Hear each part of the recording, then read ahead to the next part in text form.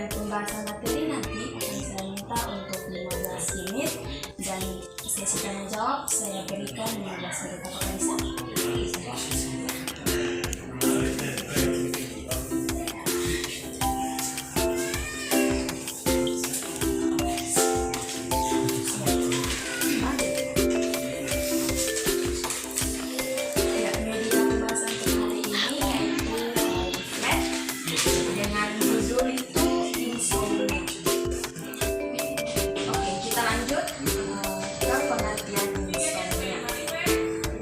Apakah bisa?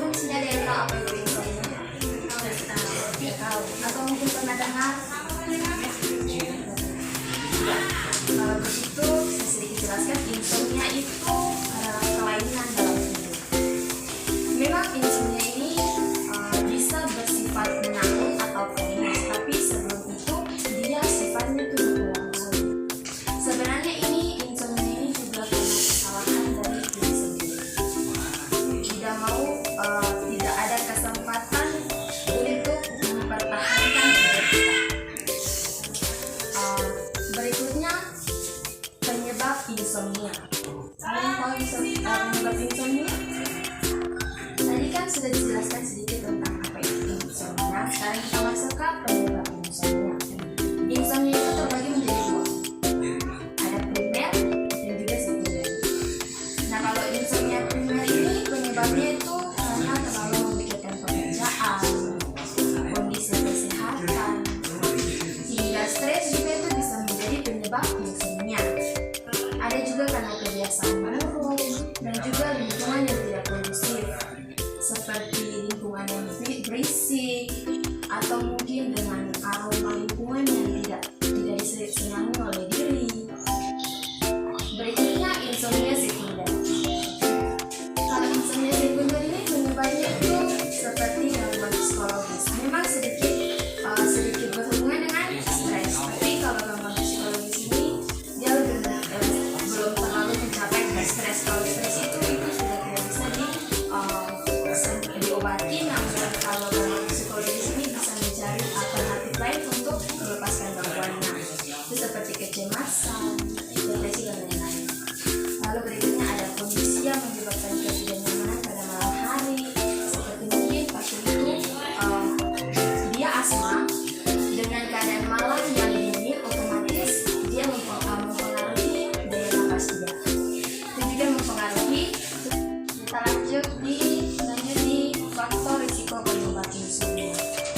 Yang pertama, ada jenis kelamin yaitu wanita. Kenapa sini pertama wanita?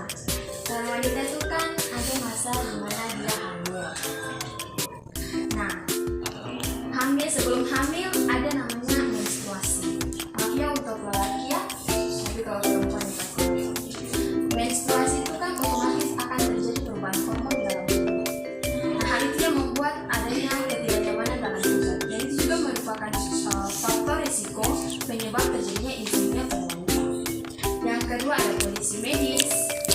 Yang ketiga perubahan jadwal aktivitas. Yang berikutnya ada stres juga.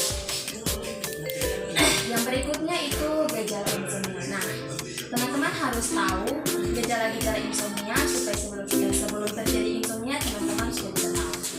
Oke, yang pertama itu sulit memulai tidur di malam hari. Yang kedua sering terbangun di malam hari dan sulit tidur kembali. Kadang ada orang awam sering bilang kalau saya terbangun di malam hari itu karena diganggu mabuk habis. Tapi seharusnya teman-teman ketahui bahwa sering terbangun di malam hari itu merupakan tanda-tanda atau gejala akan terjadinya insomnia. Yang berikutnya bangun terlalu awal di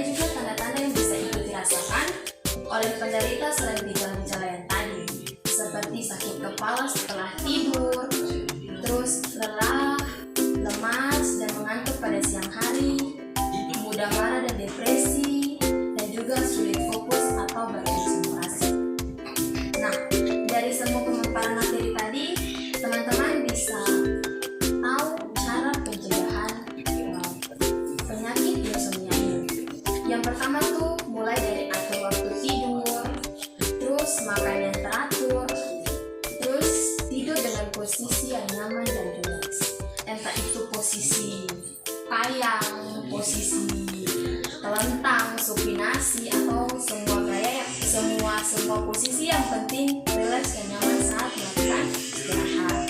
Terus yang terakhir itu ada pengobatan. Bagaimana sih pengobatan untuk insomnia? Yang pertama, jadwalkan tidur dengan bangun dengan tepat waktu. Terus prioritaskan tidur dari aktivitas lain. Maksudnya tuh prioritaskan tidur dari aktivitas lain. Memang jika dianjurkan kayak misalnya kalau kita sebagai mahasiswa memang diharapkan dan diwajibkan untuk mengerjakan tugas. Tapi lebih bagusnya jika mengerjakan tugas jangan terlalu larut malam agar lebih memperhitungkan waktu tidur yang tepat waktu. Terus hindari tidur siang kalau misalkan gejala-gejala insomnia tadi teman-teman sudah rasakan. Terus berikutnya pastikan ruang yang dipakai untuk tidur dalam keadaan nyaman. Teman-teman juga pasti merasakan kalau misalnya kamar yang baunya kurang sedap, ataukah terlalu panas, ataukah ranjang yang kita pakai untuk tidur mungkin penuh debu atau kotor, otomatis mengganggu kenyamanan kita saat beristirahat. Nah, berikut kalau misalkan sudah mengalami gejala-gejala yang tadi saya katakan, bisa langsung periksa ke dokter untuk memeriksa apakah insomnia yang gejala-gejala yang kita dapatkan itu merupakan insomnia yang ringan ataupun berat. Dan kalau berat bisa langsung ditangani. Oke, mungkin dari saya untuk pemaparannya. Selanjutnya kita masuk di sesi tanya jawab. Saya hanya beri waktu 5 menit. Apakah ada saya? Terima kasih atas materi saya. Coba kami berikan contoh dari prioritaskan tidur dari aktivitas lain. Terima kasih untuk jawaban. Ada pertanyaan lagi? Oke, pertanyaan ya. Memang sangat bagus pertanyaannya, apalagi kita semua di sini statusnya masih mahasiswa kan. Otomatis kita dituntut untuk lebih tepat waktu dan efisien dalam mengerjakan tugas. Memang masa kuliah dan masa masih SMA atau SMP memang berbeda ya. Kalau masih SMP dan SMA itu masih bisa diintoleransi waktu. Tapi kalau kuliah, apapun yang terjadi harus on time. Kalau tidak, maka cari nilai sendiri. Nah, untuk di sini memprioritaskan tidur dari aktivitas lainnya. Contoh, kalau misalnya dulu, siapa namanya kakak? Desi. Oke, kakak Desi ya. Kalau misalnya teman Desi diberikan tugas ya. Kalau misalnya dari jam 3 masuk, diberikan tugasnya jam 3 dan diminta kumpul jam 7 malam ya. Kalau kakak bisa memperhatikan kalau misalnya tugasnya harus banyak ataupun susah, oke, kakak kerja sampai selesai baru kakak istirahat. Tapi kalau tidak ya sudah gitu, masih bisa diintoleransi untuk tidur. Kalau misalnya dari malam kakak mungkin sebelum diberikan tugas baru, kakak ada tugas sebelumnya yang diwajibkan kakak untuk begadang, untuk tidak tidur malam, kakak istirahat dulu sebentar, baru kakak lanjutkan tugas yang baru. Tapi kalau